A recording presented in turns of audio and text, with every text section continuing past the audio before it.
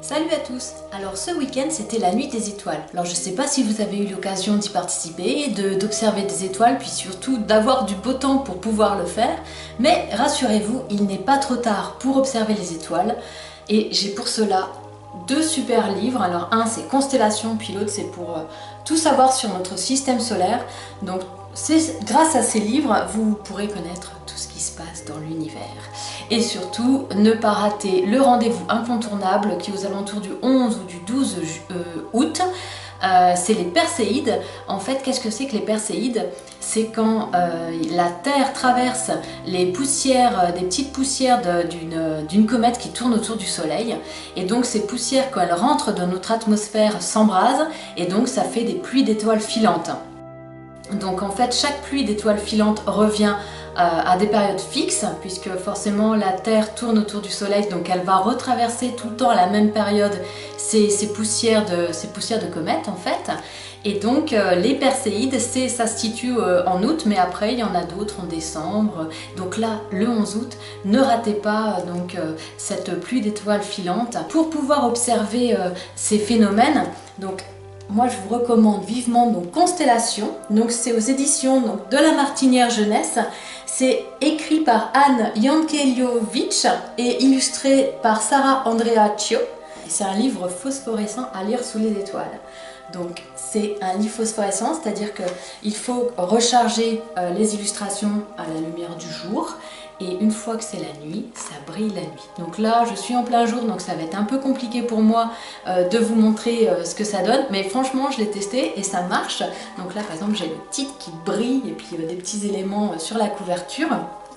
Et ce qui est vraiment très bien dans celui-ci, c'est qu'on découvre donc tout sur les constellations. Donc déjà, il y a une première partie où ça nous explique justement où se situer pour pouvoir observer correctement les étoiles. Donc déjà c'est la nuit, donc il faut bien se couvrir puisque la nuit la température baisse vite, donc il ne faudrait pas prendre froid. Donc on se couvre bien, on prend un tapis de sol ou une chaise longue, ça dépend où on est situé, pour pouvoir être bien allongé confortablement pour pouvoir observer les étoiles.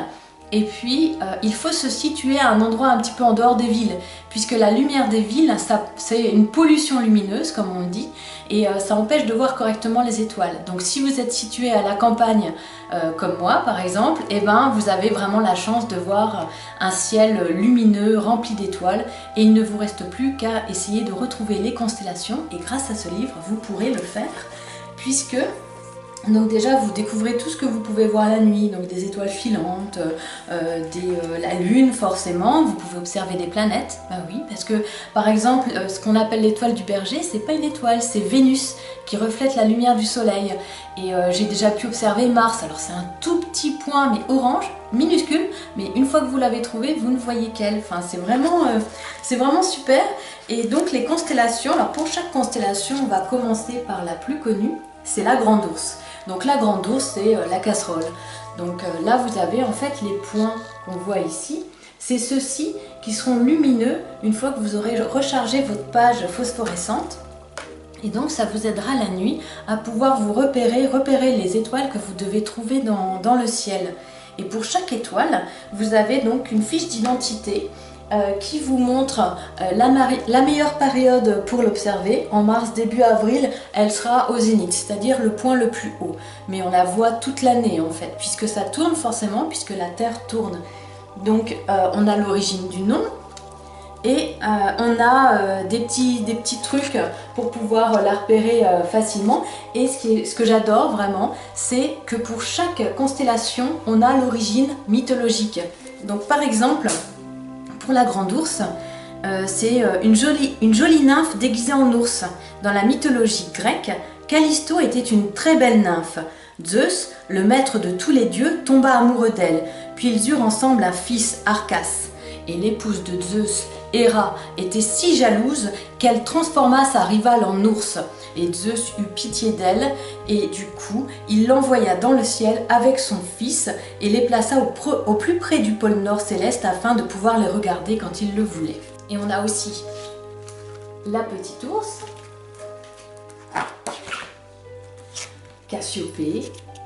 Enfin, vous allez retrouver dans ce livre toutes les constellations magnifiquement illustrées et à chaque fois avec l'origine mythologique, des explications. C'est vraiment un livre documentaire à partir de 6 ans qui est vraiment très bien documenté et très agréable à regarder. On apprend vraiment beaucoup de choses. Voilà, on a le cygne. C'est très coloré et puis le fait qu'il y ait une couleur phosphorescente la nuit, c'est tout bonnement génial. Alors une fois que vous êtes au point sur vos constellations, pourquoi ne pas aller plus loin et découvrir plus précisément le système solaire? Donc c'est la même auteure, Anne Jankielowicz, mais par contre on a changé d'illustratrice, c'est Annabelle Buxton. Et Annabelle Buxton fait également des très jolies illustrations. C'est aussi un livre phosphorescent. Regardez les illustrations, moi j'adore. Voilà, déjà, on a une vue d'ensemble du système solaire.